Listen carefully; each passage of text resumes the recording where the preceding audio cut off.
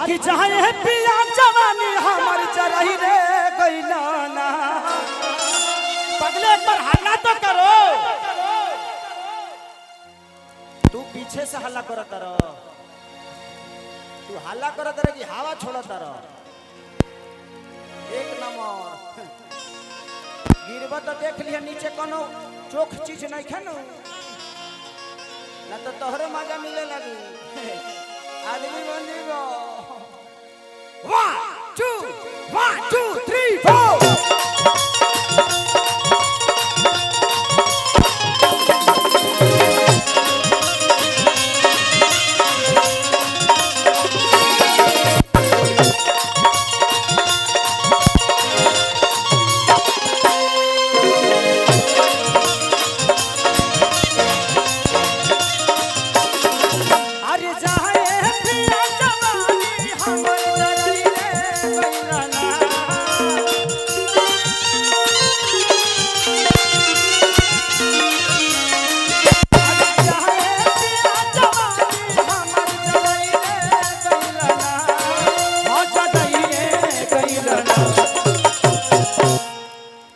तो माही मनीषवा कर। ये दोनों बच्ची के बारे में क्या बोलोगे? आज सच पूछिए तो लोग कहते हैं ना कि बेटा होगा तो कमा के खिलाएगा। आज ये अपने परिवार को ही नहीं बल्कि पूरे खानदान को तार दिया इन लोगों ने, अपनी मेहनत से, अपने ऊर्जा से, अपने कला से। और इन दोनों का मिसाल देता हूं मैं। मुझे मेहनती, मैं शिल्पी राज को प्यार क्यों करता हूं जानते हैं? मैं शिल्पी राज को सोई थी बच्ची और एक गाना गाया था। मैं 4 बजे सुबह में बोला बेटा गा दो ना। सो के उठ के उसने गाना गाया। एक गाना था मेरा, मैं और सपना चौहान जी ने किया था उसको कि दाते से कटला जाते अरे गालियां हो टमाटर जैसा। तो मेहनती कलाकार देखिए, किस्मत से आदमी ना, मेहनत से अमिताभ बच्चन बनता है और किस्मत से अभिषेक बच्चन। मेहनत करिएगा तो आज नहीं तो कल आप ऊपर आइएगा। और ये दोनों बच्ची मिसाल है कि आज ये कोई परिचय की मोहताज नहीं है। माही मनीषा का नाम ले लिए तो लोग जान जाते हैं ये कौन है। ये बहुत बड़ी उपलब्धि है बेटा। तो ये को नचनिए कारा, ये को नचनिए ये को नचनिए कारण कनिया के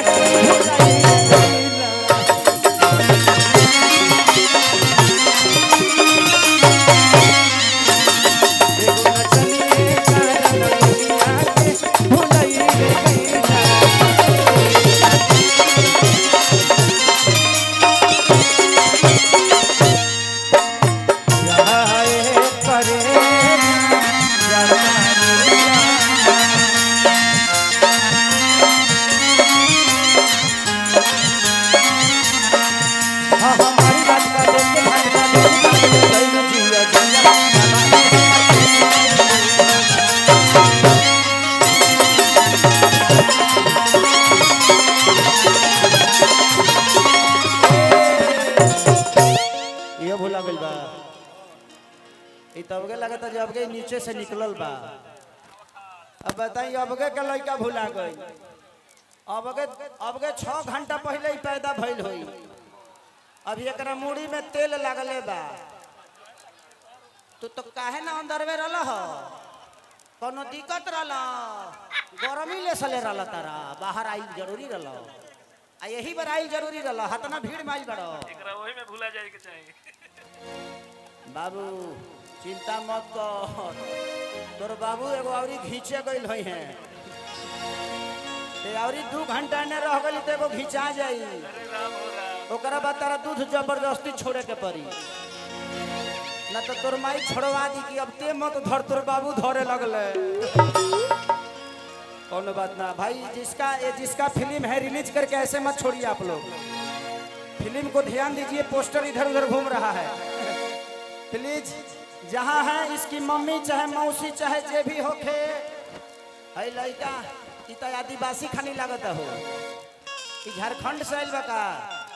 पापा गेले कर। हाँ तू ही हुआ, तू ही पापा हुए कर। चाचा लागत रहो। भैया हाँ प्लीज आपसे रिक्वेस्ट कर रहा हूँ, उधर से कुछ मत फेंकिए आप लोग प्लीज।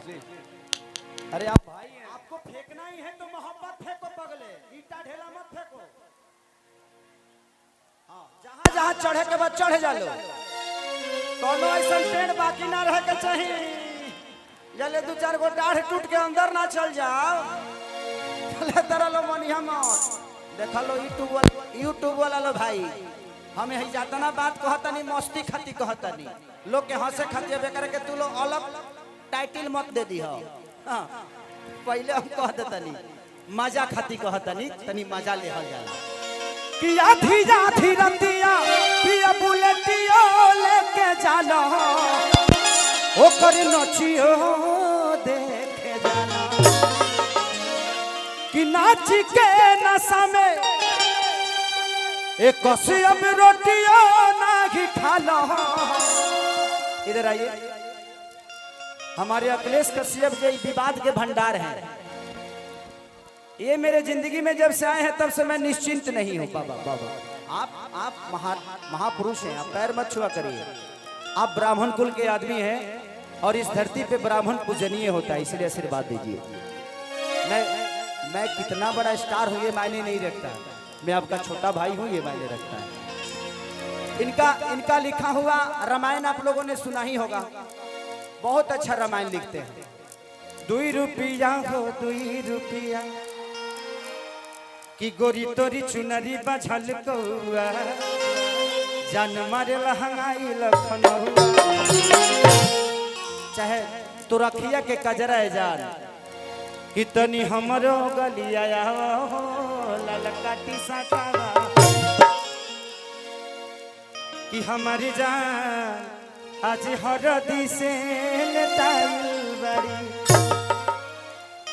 कि कहे बाबा अखिलेश दीनवा नहीं खेबू दूर, हमारे नाम से चिन्हबू तू हो जाइबू मशहूर।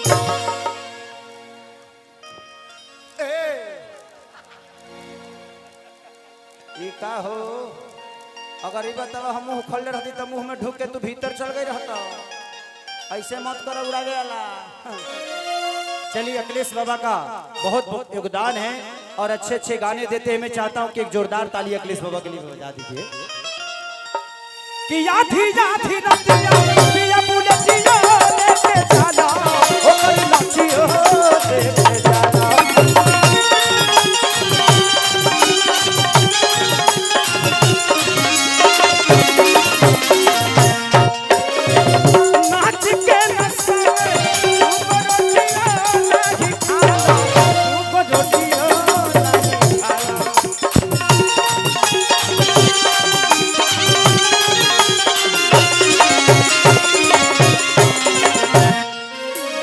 गाना माने हमारे राघवेंद्र भैया के सौजन्य से मैं टीम कंपनी के लिए गाया था और सपना चौहान के जीवन की पहली भोजपुरी गाना थी।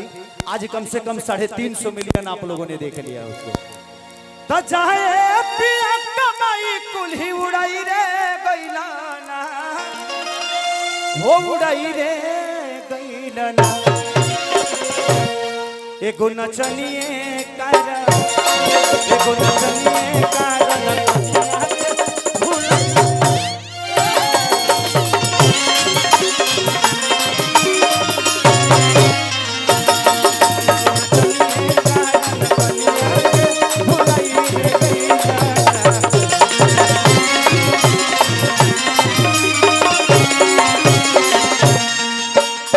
जो तेरी नहीं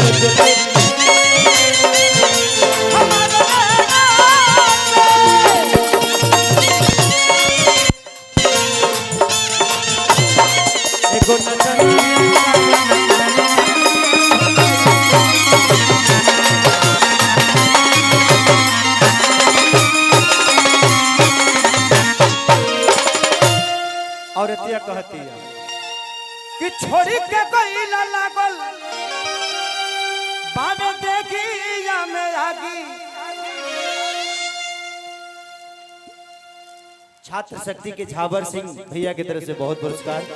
भगवान से प्रार्थना से कामना करते हैं। तहार हो ऐसे बढ़हन नोटाई तो हमार हो जाई कि छोड़ी के जाल राजा लागे देखी या में आगी, लागे देखी या में आगी। बड़ा पागल आई हौवा बलिया के बागी, हौवा बलिया के बागी। कि छोड़ी के जाल राजा लागे देखी या में आगी, लागे देखी या में आगी।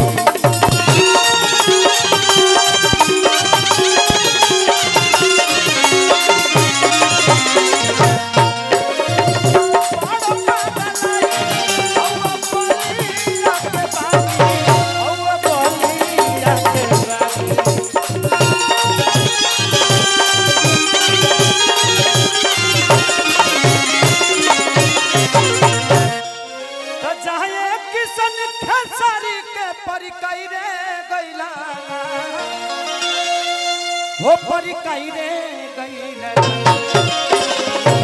एगो नचनिए कर